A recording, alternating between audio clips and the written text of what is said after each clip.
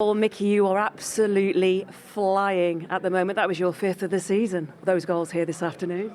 Yeah, crazy. 2 goals in a game. I never scored 2 goals in one game, so yeah, unbelievable feeling. Do you know the last time a Tottenham defender scored 2 goals in a game was 12 years ago? So it's been a long time coming. So that's a long time ago. I didn't know that, to be honest, so that's great to break that again. Kev, just a word on the performance away from home. This run continues. It takes you up to 3rd now in the Premier League. Yeah, just really good work we put in today, defensively and offensively. Created a lot of chances, defended really well, and thanks to this man, we got 2 early goals. Thanks to this man, but also your goalkeeper as well, because there were couple of really good reaction saves to keep that clean sheet too. Yeah, even in the midweek game, he saved us. He gave us a clean sheet away from home as well, and another one today. They've been fantastic, and I'm happy to be a part of this team. Micky, 4 away wins already this season. There weren't many more. Last season, I think it was 5. What do you put that down to? I know you've got to get that balance right at home, but away from home, what do you put it down to? Yeah, of course, it's always difficult to play away from home, to be honest, but I think we show some great mentality again today. And every time when we play an away game, in the Premier League, it's going to be really tough, so you need 100% of everyone from the team. And I think today also everyone showed great character. The strikers, the midfielders, the defensive line, was something what you said. Vicario had some great saves, so yeah, top performance from us today. All-round team performance. Yeah, fantastic, and of course. You've beaten me to it. Yeah, player of the match. I have got to give it to him. We've got to give you the player of the match award. Thank you. There you go. Oh, well done. Thank you. Enjoy your trip home. Cheers, Thank you. A lot more about Micky van de Ven and the goals shortly. But Kevin Danso, first of all, is quite an underrated player for Spurs. People always go on about them missing Romero, but he doesn't often put a foot wrong for them.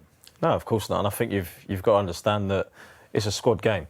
A lot of people are going to talk about Romero, going to talk about Micky van de Ven, but Danso's done fantastic. And we saw that again tonight. The way he went about his job, on the ball, he's a ball-playing centre-half, and he wants to defend his goal as well. And keeping a clean sheet away here at Everton was a tough ask, but they've done it fantastically well. 18 clearances, 11 more than any other player. I sound like I'm clever. I've got one of the stats guys, but that just shows you how good he was today. I thought he was immense. And when you haven't got your captain, your leader, you need someone that's going to step up. And that partnership looks really good. It didn't look like they missed Romero too much. And he's also got what Thomas Frank will love, as I mentioned before, a really long throw. So set pieces is important to have in the team. I thought his passing is really good, his experience. But I thought he was excellent today. He had quite a tough baptism, really, didn't he, last season? When you think when he came in, they had all their defensive problems. He was sort of trying to guide Archie Gray alongside him. He was a natural centre-half. So he had quite a tough baptism really difficult. I mean, it looks a bit, when you look at the current club, the current market, £20 million from Lons is not that expensive, and he's quick, he's aggressive. And he's coming in, not always going to start games. It depends if you want to play a back 3. Obviously, you've got 3 really strong centre-backs, but he just adds so much to your team. Looks like a really solid citizen. Yeah, of course, and I think that's the key to it. When you come into the Premier League, it's a tough ask. Unless you get used to it straight away, it's going to be hard. And, whether they're playing in a back 3, playing in a back 4, you've got to adjust as a centre-half as well. So, at times it was tough last season, but I think he's stepped up really well. Instead of, like you say, in the place of Romero, and the partnership between him and Micky van de Ven today was fantastic. Let's look at the first goal then and the set piece, Jamie. Yeah, they've got Andreas Jorgensen's coming as a set piece coach. He worked with him at Brentford before, and obviously the detail is so important. This is something it didn't really look like they were ever going to score from set pieces last year, but Benson Kerr is a really important part to this because he's almost he's playing like he's not too interested. He goes to the front, then you see him go to the back. Micky van de Ven then obviously has that trigger. He takes Jack Grealish out of the way. Then you want Palhinha to do a great job on Keane and Dewsbury Hall, and then he gets that ball across Benson Kerr, and then he's all on his own. Just watching Palhinha here, he's getting hold of Keane, he's getting hold of Dewsbury Hall, stopping them doing anything, actually. It's that aggression in both boxes that you want. If you're one of the blockers that, you talk about plenty now, that set pieces are massively important. So, it's one of the things that you've got a job to do as a blocker, and you're trying to stop their main headers, and Michael Keane's one of them. And you see he takes 2 people out of the way for Bentancur to get around the back post and get the ball back across. I'm not sure he meant it with his shoulder, but you're taking whichever way you can. Exactly, and I think as well for Micky van de Ven, with a manager coming in because you always want to get better, always want to improve. And I think he's probably looked at it and thought, you're so strong, he's tall, he's aggressive, wants to win it.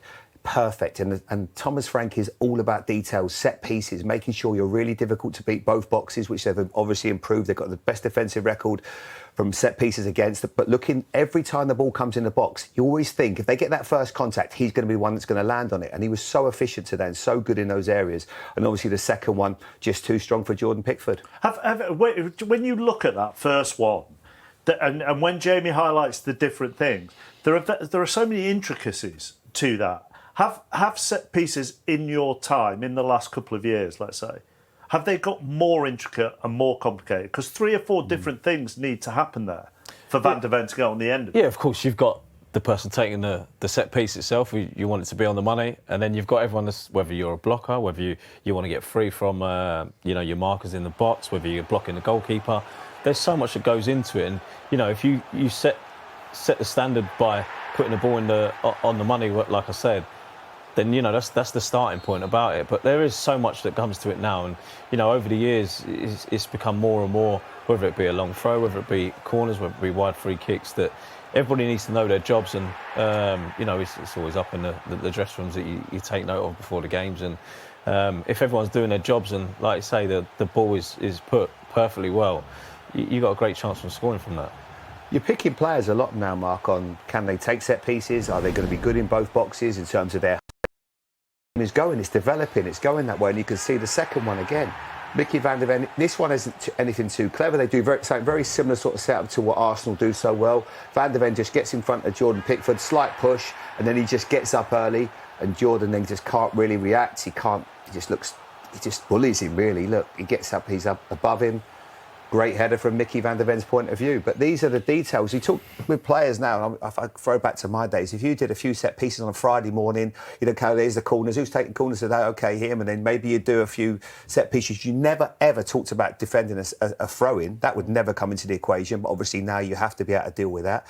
And all the different set pieces you have now, actually, you have to obviously have a level of intelligence to understand what each one means and where you're going to be standing as well. Because if you get it wrong, you're going to let the team down. Yeah, of course there is. And, you could be a team that goes for it 3-4 times a week. Is that how many times you'll do it? Yeah, I think that's what. Yeah, I don't want to give too much away. It's one of the things. Set pieces are crucial now. Yeah. Whether that's defending them, whether that's attacking them as well. So there's so much that goes into it with set piece coaches now, and they have the different routines. One week you could be doing something totally different to another week. So players now have to switch on so much to work out what it is, whether you're attacking, whether you're defending. Of course, Thomas Franks was massive on set piece at Brentford. So, I'm sure he's taken that into Tottenham and worked on it non-stop. And when you put the ball on the money, you get the rewards from it. And that's the key. They're putting the ball on the 2 deliveries for those 2 Tottenham corners are absolutely on the money. And that's what you need. You need the set piece taken to put them on the money, and that's worked on. And that's all throughout the week you'll be taking corners, and we have different things where a set piece coach is making sure you put it exactly where the boys are going to attack it, and you can see that exactly. That's what has been worked on throughout the week. That they've got ones that are going back post, they've got some that are going onto the goalkeeper. There's all different routines that you're going to go through, and like you say, if the execution is right with a set piece taker, you've got. Well, you can certainly take a free kick as well on corners. So you're still. How old are you now, Ash? I'm 40. 40. You can still got a couple of years now. Now you're still young in this studio. Actually, still young in this studio. Look, every time the goal disallowed in between those, and we'll look at those a bit later when we hear from David Moyes. In the second half, Vicario had to keep Spurs in it in a couple of situations, off the back of a man of a match performance in the Champions League on Wednesday night. Yeah, they needed him today, and he's playing with a bit of confidence. Obviously, got an element of luck with the one you mentioned beforehand, but that's a really good save there. It's fantastic, good improvisation as well. Little bit unlucky. He needs something to go his way, doesn't he? But that was a really good save, and that's what you need, your goalkeeper to make important saves, because all of a sudden that's 2-1, they're back in it, and especially here, it's so difficult because the crowd get their tails up. And he felt something might happen, Ash, but he never quite got that head of steam, did they? Yeah, that's what we was wanting. Even this one's a fantastic save. I think it takes 2 deflections coming through, and as a goalkeeper saving that, it gives you confidence. Seen that late, he has. He's seen it very late, but you obviously see the manager congratulating there. He had a great performance today, and when you've got a keeper like that in good form, that it gives you a good starting base. Just on the final Tottenham goal as well, and what it highlights is the strength in depth that they have got. Really, the two subs combining. Yeah, that's what you want. You want subs to come on and make an impact. And you see, Bergvall there picks up the ball, he passes it out wide. You see Pedro Porro obviously running forward now, and Everton was trying to go and get a goal, so of course there was going to be spaces open. But Richarlison's header back across you want to put it in a great area, and there you go, Pape Sarr's on the end of it to score the goal. It's a good header back, that, isn't it? Brilliant, really is, yeah. Because this is what you need your team. You need your subs to come on. They've got to make a real difference. That's the part of the game now. I mean, we talk about, I don't like you to say finishers or whatever you want to say, but they are players that have got to come on with the right attitude. Thomas Frank will be desperate for that to happen, and Evans as well. And that was a really important goal. It just killed the game, obviously killed the crowd in terms of the intensity. And I thought they deserved it. I thought, Tottenham showed a lot of quality today. And there's more to come. I mean, Thomas Frank will want more at home, and that was something that I feel the more... I'd say that he's put the headphones on to talk to us. Thomas, thank you very much for doing that. What pleased you most about that performance this afternoon? Quite a few things, I would say. Very happy with especially first half. I think we were all round good. I think I liked our phase 1 and our phase 2 where we controlled the game a bit more passes and also defend very well. Second half is a little bit more of a dogfight, but overall to be able to win 3-0 away from home in the Premier League is very difficult, and against a very good Everton side under David Moyes. So very pleased with that. We had to show that a clean sheet mentality, which we did. You must have been delighted with the execution of your set pieces as well. Yeah, definitely. I said from the beginning when we came in, there's a lot of things we like to improve. And one of them, what we want to be very defensively solid and strong, but also set pieces needed to be even better. And we definitely been good today. 2 very good goals, but also the mentality and desire to defend our own box. I think that's the thing, Thomas. Your mentality today, the way the team defended as a whole, and then with the substitutions that were made. How pleasing was that? Yeah, I completely agree. I think we try to build something and add layers to the team all the time. I think the back 4 and Vicario was very good. I think the whole team was good, but also Palhinha and Rodri in the middle was fantastic. And then actually all the subs that came on made a difference. As I said that to the boys after the game is so important. Everyone wants to play. Everyone wants to play 90 minutes, but this is a long season and we're going to need everyone. Thomas, Jamie Redknapp, congratulations. Fantastic win for your team. I want to talk about Micky van de Ven. Obviously a very important player, not just a good defender, but it feels like you've unearthed something in his responsibility from set pieces. Gabriel at Arsenal was obviously so important for them, the way he attacks the ball, and it feels like you're getting Micky van de Ven to do something very similar at the moment. Yeah, I'm very pleased with Micky. Super important player today. Very good defensively, good on the ball. But actually, from the beginning, as Seaton said, we need more goals from you. And you can see there in the picture that we need more headed goal. I think he scored a few with his left and right foot, and that was not good enough for me. He needs to do it with the head, and now he scored 3. So very happy with that. So he really taken it on board, being more aggressive, determined, wanted to go in there where it hurts. And great job from Andreas and everyone around the set pieces. No, you're certainly doing that well. And just away from home, the form's been fantastic. 13 of your 17 points have come away. The home form, how do you sort of change it and make the team a little bit more comfortable so you can play with that kind of that confidence at home that you feel like you can get those 3 points as well? Yeah, very happy with the away performances and form there. It's normally incredibly difficult to do what we are doing now. So pleased with that, and we just need to add the layers to the team. They should have a lot of confidence playing home in front of our fantastic fans, and we just need to keep going. Thomas, we're all having so much discussion at the moment about long throws and set pieces and what's back in fashion and what's coming back. And 19% of all Premier League goals this season have come from corners. Does that stat surprise you? A little bit, but I think it's fair to say that the set pieces, or the focus on the set pieces overall has been raised over the last 2-3 years.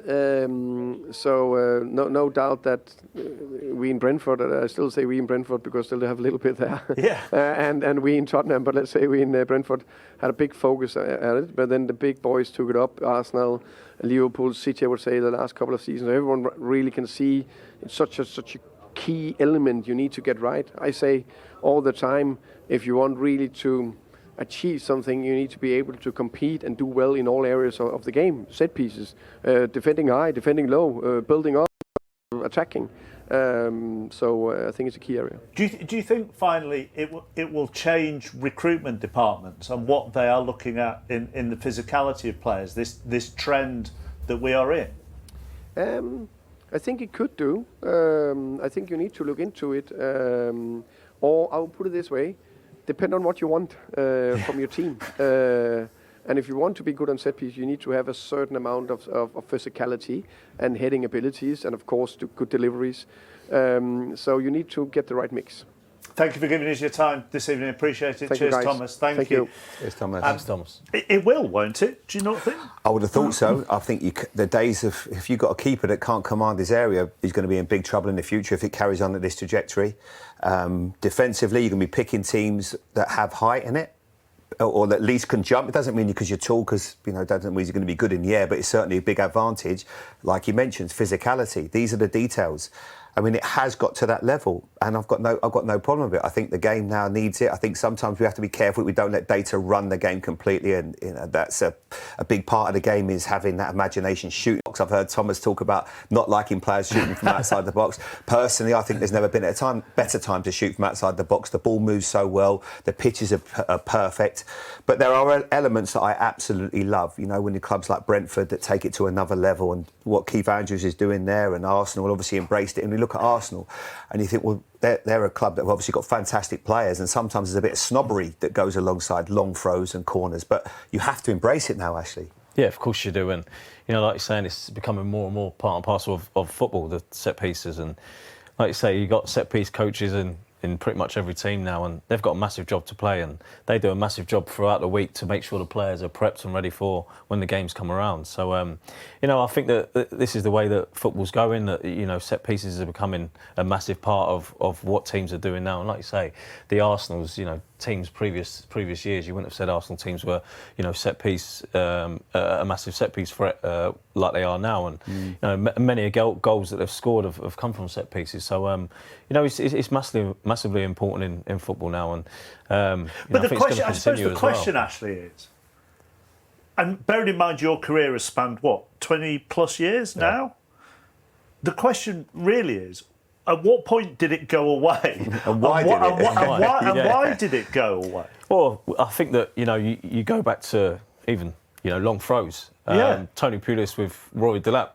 He was the one that first started, and I think that then went out of football. And like you say, why did it? Well, I think it was, like you say, a bit of snobbery. People saying, "Oh, Stoke are just a set piece team," whereas now you look and you think, how many teams are now scoring from set pieces and taking long throws and getting the ball in the box? Nobody's really looking at it as like a snobby way. So, it's who knows when it went out and when it's come back in. But if it's working for top teams, then I think a lot of teams are going to carry on doing it. It brings back bad memories for me, because I played with Rory Delap at Southampton. And we didn't even know we had a long throw, and to add to it, we had 6'7" Peter Crouch.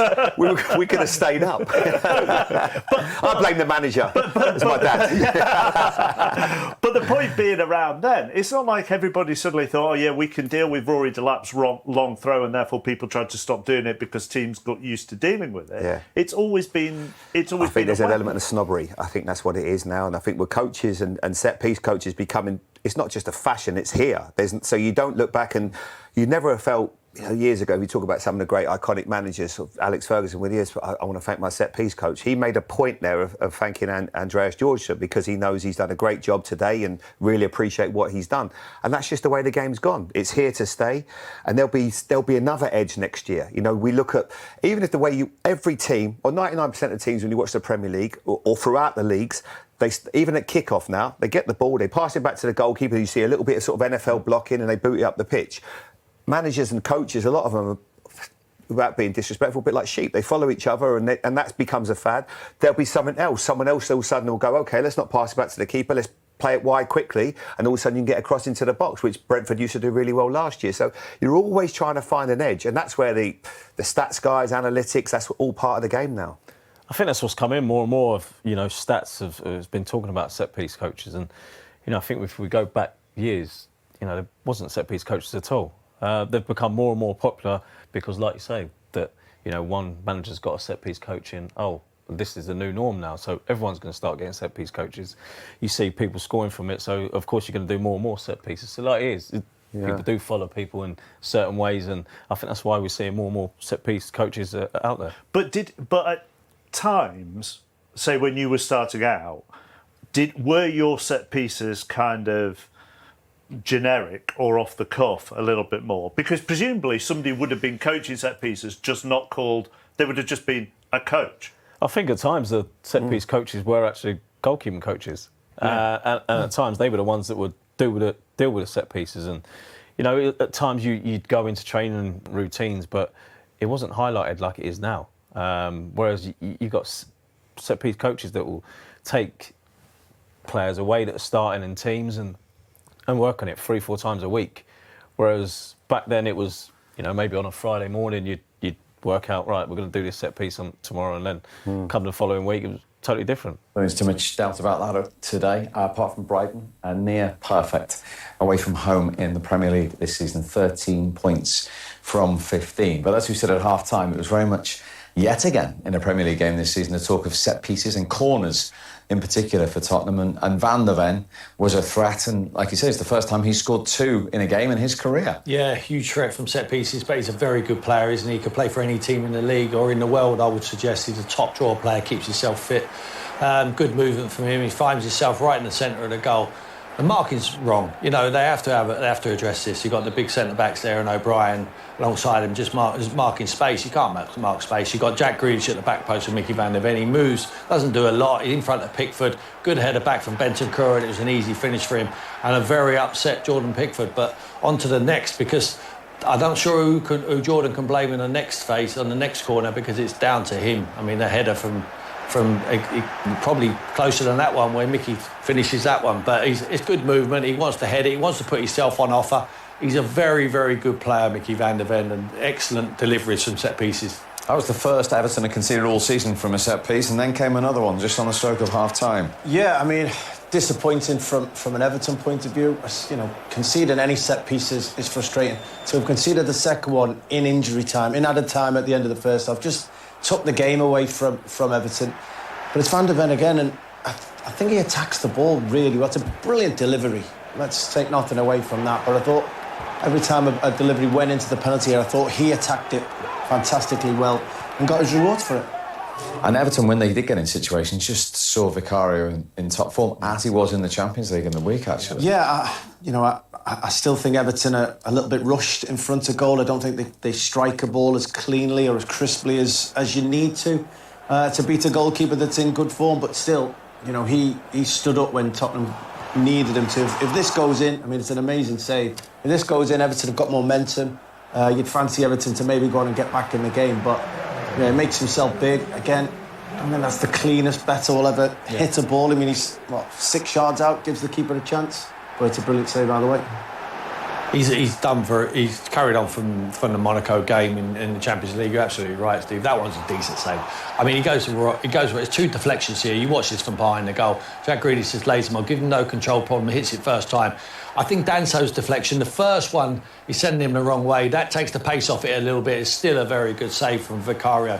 Rich vein of form at the moment. He needs to continue with that because he kept Tottenham in the game early on in the second half. Yeah, 8 saves in the week against Monaco. He's followed it up again today. And understandably, as Everton were pushing, trying to find something, they left themselves susceptible on the counter in the last couple of minutes. Yeah, that was always inevitable. Spurs, certainly in the second half, were in a good, deep defensive display. They brought on Bergvall, they brought on Sarr, but when all 4 of those are on the pitch, including Palhinha and Bentancur, Sarr in particular has the desire and the freedom to make runs from the deep position, and he does it on this occasion.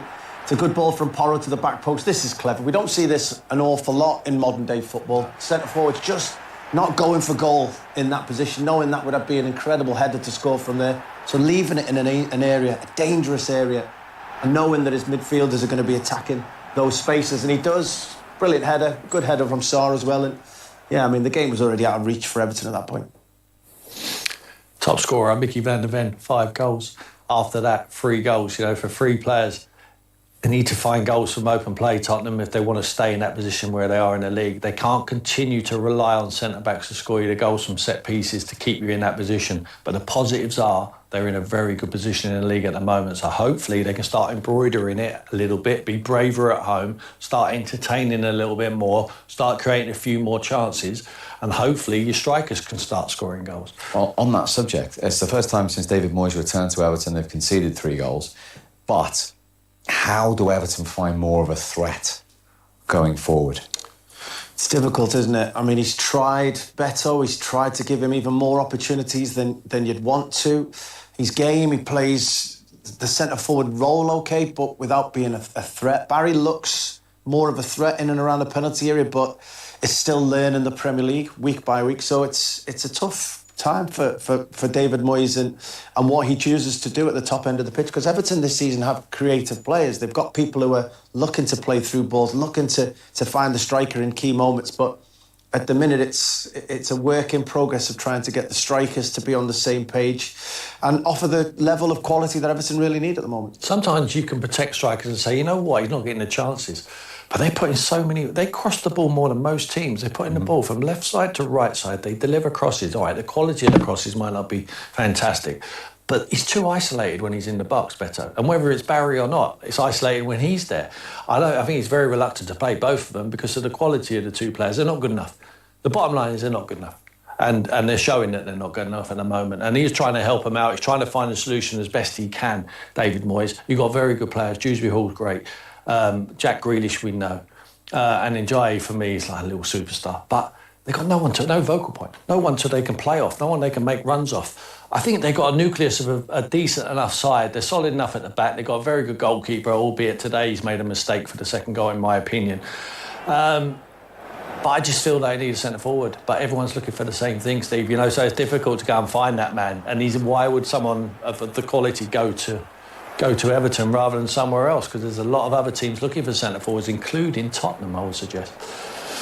Okay, well, Solanke's still to come back from injury as far as Spurs are concerned. But you look at Spurs, if Solanke's fit, they've got Colin Moani as well. They've got Richarlison. I mean, Everton would take one of those easily, wouldn't they, in their current system? Who's, playing up there at times, coming deep. Yeah, I mean, the jury's still out on Tierno Barry. Just signed in the summer. He's got potential. And not every striker, not every player hits the ground running in the Premier League. So Everton will still be holding out on that. But Everton needs somebody now. They need somebody to be at the top of their game now. And when they look across at Tottenham, we're able to bring Richarlison off the bench, who we used to have, and used to be a superstar for Everton. And seeing that he's on the bench at Spurs, those are frustrating things. And there'd be many Evertonians there wishing he was wearing the blue shirt today. There'd be a lot of Tottenham fans wishing he was on the blue shirt. I mean, I'm not being rude about Richarlison, but for a lot of money. I mean, if you say at Tottenham, we'll give you their money back for him and you can go and spend it elsewhere, the Tottenham fans, and I'm sure Thomas Frank would say, yes, please, we'll go and do that. But you can't do that now. He's a Tottenham player. How are you going to move him on? You can send him He actually started the season pretty well under Thomas Frank, Richarlison, didn't he, in the team and scoring goals? I just think he's looking for something a little bit different than Richarlison. I think he wants a little bit more consistency with him. I think I quite like him because he's a scruffy striker. You don't know he's unpredictable. You don't know what to expect from him. He's got the spectacular. We've seen that with some of the goals. I think he's an Everton player. For me, and not disrespect, I think if Tottenham want to get to the Champions League and want to continue the Champions League spots, I think they've got to look higher than that. Let's face it, he's come on the back of Harry Kane. It was just difficult to fill them shoes. But I just feel like he's looking for a more consistent performer rather than a hit-and-miss performer, and I think Richarlison is that hit-and-miss performer. But at Everton, different kettle of fish. They're taking them with open arms, only because Beto and Barry not up to the standard. In terms of Tottenham's injuries as well and the players not available at the moment. I mean, there were 10 players out in the week against Monaco, and there they are after 9 games in the top 3. Yeah. And not having lost in the Champions League. Yeah, absolutely. Kulusevski, and we're talking about home games, players who want to get on the ball, want to slow it down, want to give them a little bit more control, them two will be massive. But they're not there at the moment, so someone else has to step up. Is it going to be Xabi Simons? Everyone talking about him coming in. They're all quite similar. Kudos has done really well since he's been there. You know, Kolo Muani, Odebert, Tell, quite similar. Bottle of pops, you know, they drop the shoulder, they're exciting at times. But I think Kulusevski and Maddison will make a huge difference. At the moment, they're doing very well, even without them two. They certainly are. They're in the top 3. Let's get some more Tottenham reaction. João Palhinha is waiting to talk to us live in Merseyside. João, very well done. I mean, how good an away win is that? The first team to win at that stadium. Hello to everyone in the studio. Really special. First of all, I was saying before that I think we are the first team who beats Everton on their new stadium, and I think it shows how hard it is to beat a team like Everton. And I think we needed today a reaction after the last 2 results. And yeah, we are really happy, but we will have now 2 tough games the next week. So we want to put our focus now there and try to get the same result. 2 very good goals in the first half from set plays from your captain, Micky van der Ven. How much time do you spend practicing those? A lot of time. I think it's something that we particularly work out. We have been doing great on the set pieces, and I think it's one of our main attributes. And I think it shows what this team are able to do. I think we have been doing not just offensive set pieces, but also defensive. We are doing really well. It's something that I said before, we particularly work out during the week.